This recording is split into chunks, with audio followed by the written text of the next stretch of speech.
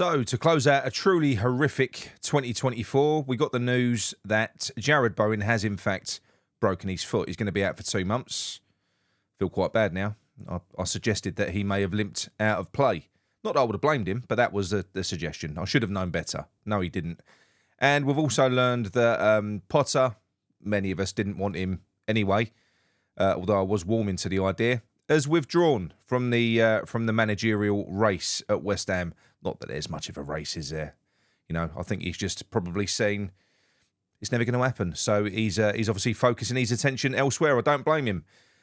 Before we go anywhere else, if you're new to the channel, please subscribe. Welcome to all the new subscribers that have joined over this period. We've had a massive influx of people. Thanks very much for jumping on board. And if you are new around here, please come and join. It's free to do so. Don't forget, most importantly, drop a like on the video. And I'm going to get, I haven't done this for a few weeks, our long-term channel sponsor, the Kent and Sussex Tea and Coffee Company. If you haven't visited their website before, you'll find their link in the description. Great place, honestly. And if you want to support a local business, which is what they are, run by a West Ham man, whether it's tea, coffee, hot chocolate, or any accessories that you might need, go over and check them. Use our discount code Claret15 at checkout. You'll get a nice, juicy discount. Right, okay. Before we go anywhere, Happy New Year. Happy New Year. Let's hope that 2025 is going to be better. Not just talking about West Ham. It can't be much worse, can it? Let's face it, from a West Ham point of view. But from a personal perspective, I hope that I hope you all had great 2024s, but, many of us didn't. And I just hope that, I wish you all health and happiness for 2025. It's going to be difficult. I don't hold out much hope for us all, I've got to be honest. With Keir Starmer running the country, with Sadiq Khan running London, with Sullivan running West Ham and Lopetegui running our team, we ain't really got it easy, have we? We haven't got it easy, but that don't mean that we can't make our own luck. It don't. So, yeah, I'm going to talk about what my plans are for the following year at the end of this video. Very, very, very short. Probably all fall by the wayside. They normally do, my New Year's resolutions. But I'll let you know what the plan is. Anyway. Starting off with Jarrod Bowen. So, Jarrod Bowen, he's been carrying us this season. He's not been at his best either. But I think he's got a GA, goals and assists of 9 this season. He's been pulling us through this season. And you kind of felt, you had that sort of arrogance in the back of your mind that no matter how bad we clearly are, we're never going to get relegated. You're not, because we've got too many good players. Well, we have got a lot of good players, but not many that will run through brick walls like Jarrod Bowen will for us. There's a couple. You've got Souček. He's another one. You've got Soufal. He's another one. Souček does bring goals, but there's only one real kind of game changer, one player, progressive player that can really sort of drag us up the field, and that is Jarrod Bowen. I don't hold out much hope at all. I didn't anyway for the upcoming fixture list, but I really don't now. I think Lopetegui is done. I don't even want to talk about their latest bullshit story that they came out with to say that he's now got Man City and Villa, and we're going to look at him again, and he's under the microscope. It's all nonsense. It's rubbish. It's rubbish. But without Bowen, he's got less than no chance of winning these games, in my opinion. It's not the be all and end all. If without Bowen, with the players that we've got, we should see Kudus go out in his favoured position out on the right-hand side. We saw that in the first half against Liverpool, where he looked bright. Nobody else did, before Lopetegui shifted him over to the left in the second half. Well, you would think now that for however long that Kudus is here, he's going to be played out on that right-hand side, and you would imagine that Jimmy will now get a run of games. Also, we got a glimpse of Guilherme. We got a 10-minute snapshot of what he can offer us, because he's had 20 minutes all season, no more than that. That's it. It's a disgrace. The kid came on. He looked lively as anything. He got a shot away. It was deflected. It was on target. He probably would have scored. So there's another player. There's an impact player off the bench as well that we've got. So it isn't like we've got no options. But the players that we are left relying on, perhaps not Somerville, because Somerville still looks as though he's full of enthusiasm. But Kudus, he was wiggling his arse for Arne Slot. He's going to be pushing for a move throughout the entirety of January. However, what that should mean is there should be a return of good performances while he's putting himself in the shop window in his favoured position. I don't think he's going to get that move now. I think he was going to. 100%. I think he was off this January. I would be amazed if they sanction that move now. They can't.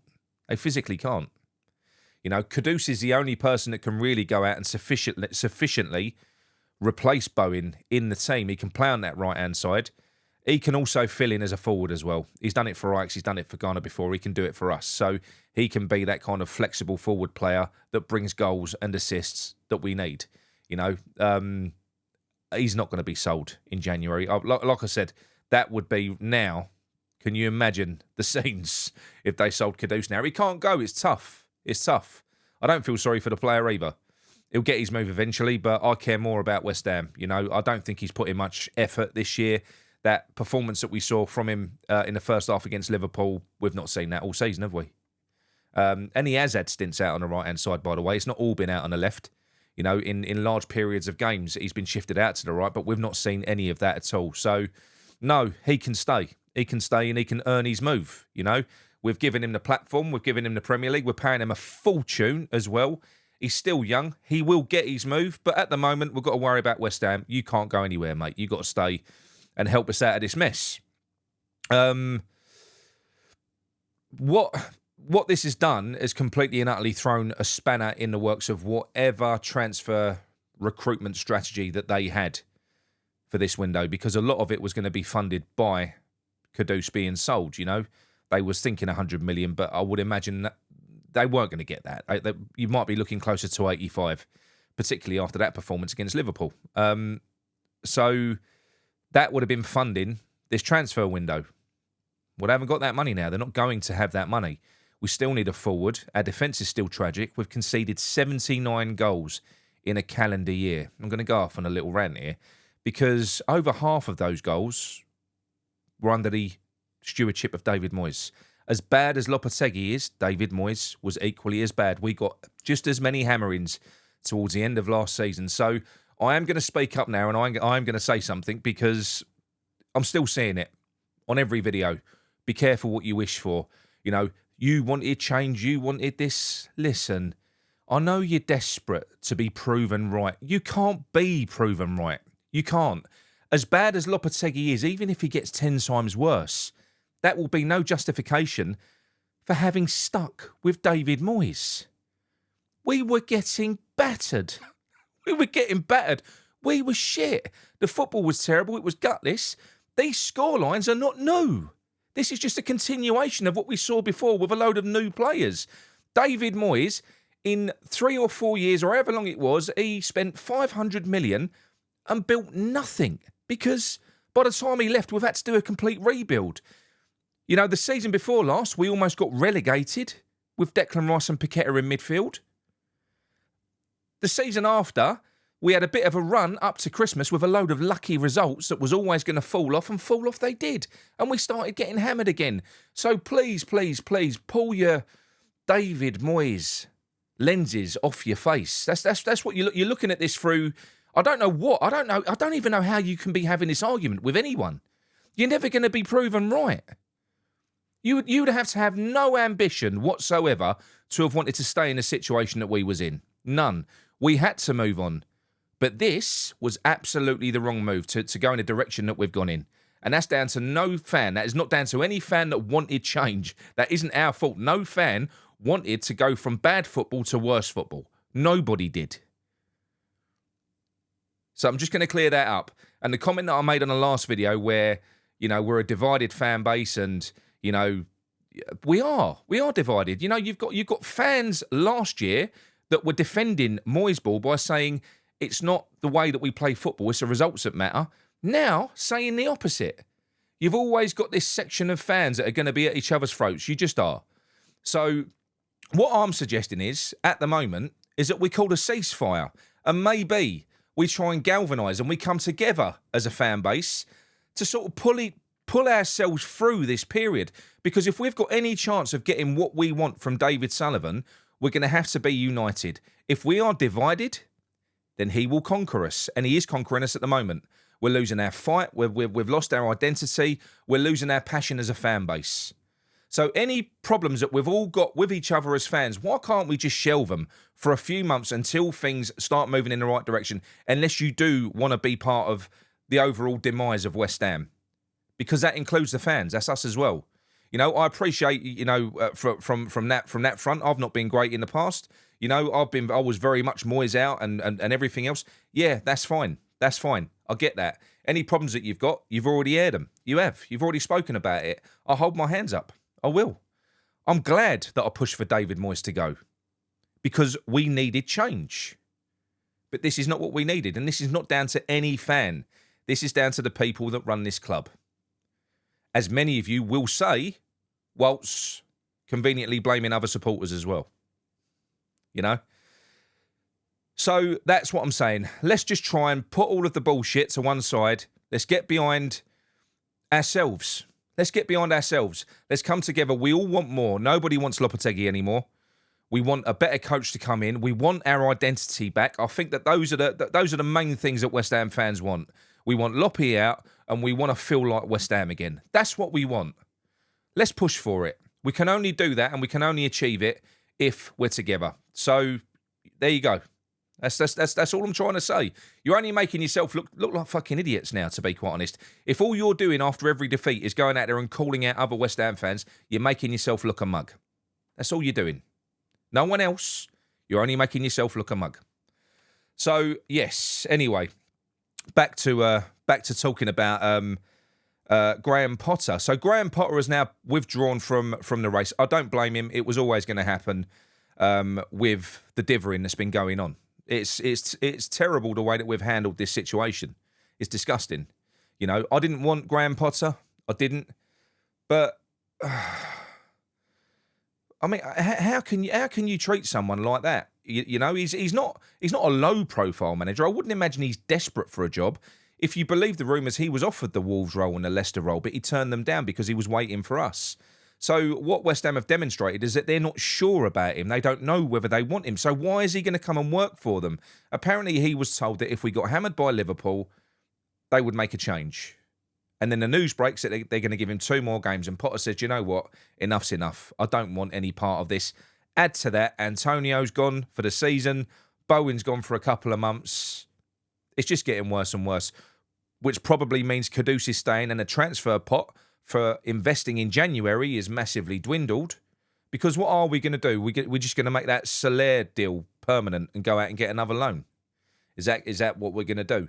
We're going to, off the back of 2 good performances in the entire season from Soler, we're going to go out and trigger a clause, which means that we've got to pay 20 million for him so that we can go out and loan another player. I just don't get it. I'm not saying that Soler's a crap player, but he has not done enough yet to justify us going out and spending 20 million on him. He just hasn't. Be honest. There is talent there. We know there's talent there. But no. Everyone slagging Paqueta off at the moment. Rightly so. He's been terrible. Soler was every bit as bad. Every bit as bad. You know, you wouldn't, if Paqueta was on a loan to buy deal at the moment, you wouldn't be seeing that deal through, would you? You wouldn't. So why are we doing it with Soler? We've got too many players that are underperforming and seemingly look like they want out. I don't know why we would do that with Soler. Like I said to you, I'm not saying he's a bad player, but if that is our strategy, then I'll just give up. You know, our defence is terrible. The rebuild of our defence is just tragic. I'm not a fan of Max Kilman. I'm not. I think he is a fantastic footballer. I think he's got attributes outside of the core defensive attributes, which are outstanding. His ball carrying ability, you know. Winning the ball in the air at times, he's fantastic because he's massive. And on certain duels, he can be good. But when you analyse him with the naked eye and you watch a striker running at him, you look at his positioning, he's just not a great defender. He's not. Whether or not his confidence is completely smashed now because, like all of the other players, he's just fallen off of a cliff because of poor coaching, I don't know. But I've only seen 2, maybe 3 good performances from Kilman this year. That's all I've seen. Tadibo was one of Europe's brightest talents coming into the club. He looks absolutely crap. So maybe it is down to coaching. Maybe it is down to the team setup. I don't know. Dinos, you know, he definitely can't operate in this system. So we're in a bit of a... We've got a bit of a mess to sort out throughout the team. We know about our midfield. My God, do we know about our midfield? I'm fed up talking about it. And we know about the forward options now. I mean, Fulkrug can't play up front on his own, certainly not for 90 minutes, certainly not the way that we're playing football, because we don't put supply into our strikers, which renders him completely useless. It does. I'm not saying that he is a useless player, by the way. I'm going to afford him the same as I'm saying about all these other players. It might not be the player. Fulkrug might not be a terrible... In fact, he can't be a terrible player. He can't be. He wouldn't be an international, a German international otherwise, would he? He wouldn't. And I watched Analytics United earlier in the week, and they spoke about his performances at Dortmund. They've got like an inside forward called Marlon. Is it Marlon that they said? Really fast inside forward. And Fulkrug basically just connected at a telepathic connection with this player and just fed this player constantly. You know, he in terms of his hold-up play, linking play, dropping balls in behind the lines for Marlon to run onto. I might be completely butchering his name, by the way. I don't know.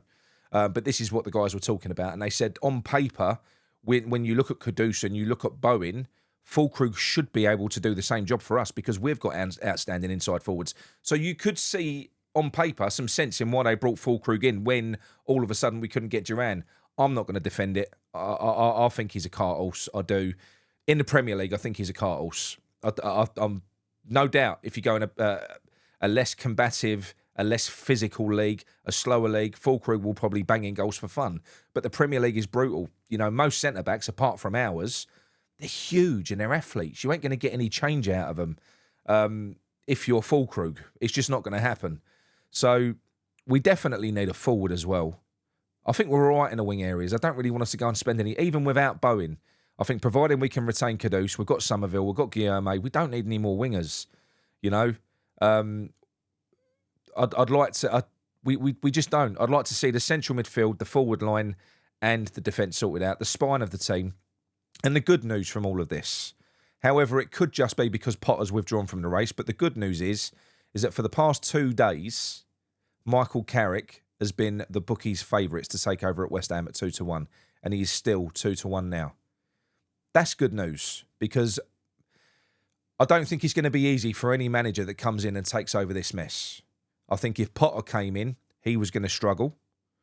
And because of the difference of opinion about that manager, it would have been similar to Lopetegui in the fact that the fans would have flipped and they wouldn't have afforded him the time that he may have needed to actually correct things and get it right. We would have just turned on him straight away because he wasn't what collectively the fan base wanted. Michael Carrick, however, will get some time with most fans because most of us are on the same page here. We want some connection with whoever's in that dugout. We want some identity back. Carrick will get afforded more patience from West Ham fans. I've got no doubt about that. So I do think absolutely he is the right man. I do. He's got a relationship with Bowen. He does play young players as well. We've got an abundance of them. So I'm hoping that that we take that route now because the season is probably, you know, a lot of people keep on saying, you know, we're only 5.6 points off of European places. You just got to forget that now. We're in a relegation battle, even though our position doesn't necessarily stipulate that. Just look at the run of games that we've got coming up now. The next 7 games off the back of the Liverpool defeat, and gauge that against our performances in the past 5 games. If all season, there aren't many points there. There ain't. You know, possibly Palace and Fulham, but they're not guaranteed, are they? I think they're both, you know, probably better teams than us. I do think that we'll finish below Palace this year. I think we'll finish below Fulham. We'll finish below Wolves. I think all 3 of those are better, more balanced teams than ours, unless we do make a change. Unless we do. I'm not confident that we will. Even though Carrick is 2-1 odds-on favourite, that doesn't mean much. It doesn't. If they was going to get rid of him, I'm sure they would have got rid of him by now. I'm sure they would have. I think you're just going to get the same stories coming out over and over again. You know, ideally for Sullivan, what would happen is you'd probably lose the next 2 games. I'm not saying that's ideally, but we lose the next 2 games, and then what he'll do on the next last chance saloon game against Palace, he gets a draw or he gets a win, it resets the clock, we go again. And then we just get spun the same crap again. But it's all bullshit. I don't feel now at this stage that he's ever had any intention of getting rid of him. I don't think so. So, look, anyway, that's enough talking about West Ham. I'll talk about the Man City game later in the week. But in terms of your New Year's resolutions, let me know what they are in the chat. I'm going to let you... Mine... Well, for the past 3 years, I haven't done it. But it's normally a health kick New Year's resolution. But I haven't done it for about 3 years. This year, I am doing it. And I'm going to commit to everyone on the internet, hopefully, so I don't go back on it. Because I'll look stupid. I'm used to looking stupid. So I'll look stupid if I don't go through with it. Basically, look, I'm going to be calling it the beard challenge. So although I'll keep it tidy, I'm going to have a target in mind, a weight that I want to get down to. I'm going to set monthly targets, but essentially, until I hit my overall target, I ain't shaving this beard. And I think it's going to take me a good 4 months. It's going to take me a good 4 months. The beard length will get as long as it gets. Like I said to you, I will try and keep it tidy, but that's about it. So, yeah, the beard challenge for me. And it's going to be no fad diets. I'm going to be hosting it on the Terraces platform. So anyone that wants to jump on board with me, you can do it. There's going to be no fad diets, nothing. Nothing's going to be pushed on you. It's just going to be a group of people that are going to be doing things their own way, supporting each other, because the only real way of losing weight and keeping it off is a lifestyle change. That's the only way, really. I did it last year. You do something that will knock a couple of stone off, and then you put it back on. You lose 2 stone, you put 3 stone on. You lose 2 stone, and then you put 3 stone back. It's fad diets. The only way you can do it is a change of lifestyle. I'm approaching the crossroads in my life now, the age that I've got. There's stuff like there's diabetes and there's all sorts in my family. So if I don't do something now, the doctor's going to tell me to do something because I'm going to have a fucking health condition if I haven't got one already. So I personally, for my own health, I've got to make a change. I've got to make a choice, So I'm going to try. I'm going to do my best. And it is going to be just quite simply healthy eating, cutting out the shit. I'm knocking out the booze for January as well. That's not difficult for me. I don't drink a lot anyway, believe it or not. There was a couple of months last year I didn't drink, so towards the end. And the other one is going to be this, but I'm not doing this until month 2. But that has got to go. So I'm going to be knocking that on the head in February. So like I said, I'm going to be setting a long-term target with short-term targets. So every month, I'm going to say, right, these are the boxes that I want to tick. I'm going to give myself 3 lives each month. 3 lives that you can use up. I'm factoring in falling off the wagon because it will happen. Life happens. There'll be a birthday party. There'll be someone will invite you out for a meal. Someone will invite you out for a drink, or you'll just you'll wake up one day feeling really shit and that you might want to have a cheat day. So I'm building in 3 lives into this. This is my own madness. So I'll get 3 lives every month that I can use up. Don't have to use them, but I can use them up. And it is literally going to be healthy eating and exercise, and that is it. Not using a gym, by the way. So, and not charging you. I'm not charging. I'm going to try and do this in a way whereby it doesn't cost anyone anything. It doesn't cost me anything, more importantly, because I'm doing it. Every time I go out and get a gym membership, it doesn't get used. So if in 5 months or 6 months' time I've stuck to this regime, if I've stuck to this regime, I will have earned a gym membership. I haven't earned one. All I've done is proven that I don't deserve one because I don't ever use them. So I'm going to really, really do my best in the upcoming months. In fact, if the first month goes well, probably what I'll do is I'll start raising money for a charity as well. I'll start doing that as well. I just want to get the first month out of the way. Get the beer to a nice length. That's going to get horrible, isn't it? But I've committed to it now. I haven't told anyone on the Terraces yet what I'm doing. This is going to be the first they've heard of it. So yeah, it's basically anyone that does want to sort of jump on board and join in and come along for this journey. You haven't got to grow your beard if you don't want to. You haven't got to do that, especially if you're a woman.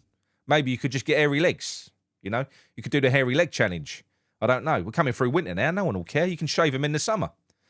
And you'll do things your own way. So we'll give each other tips. We'll tell each other what we're doing, but we're not going to be pushing, diet plans and exercise plans. It's just going to be a group of people that want to lose weight and want to improve themselves. And we're just going to it's going to be a place where we give each other pep talks, and that's it. So anyone that does want to jump on board, come over and join. We've got a 7-day trial on the Terraces at the moment. So all you do is you go to claretandbooze.uk and you'll see the link for the Terraces. Come and jump on, have a look. I'll probably do the first video on that tomorrow. But yeah, so that's the plan. Let me know what your New Year's resolutions are for 2025. I'm interested to know. All right. Anyway, look, that's enough from me. That's enough rambling. I feel a bit more positive now. Not about West Ham, but not as morose as what I did. You know, what can we do? What can we do about West Ham? Absolutely nothing. You know, absolutely nothing. We just got to kind of go along with it and just hope that something changes, because we've got no control. We've got no way. All we can do as a fan base is stick together, which we're not currently doing en masse at the moment. There's still people trying to drive a wedge. Why? The club's falling to pieces, man. Let's all come together. Let's try and sort this mess out. Anyway, that's it from me. Speak to you all soon. Come on, you irons.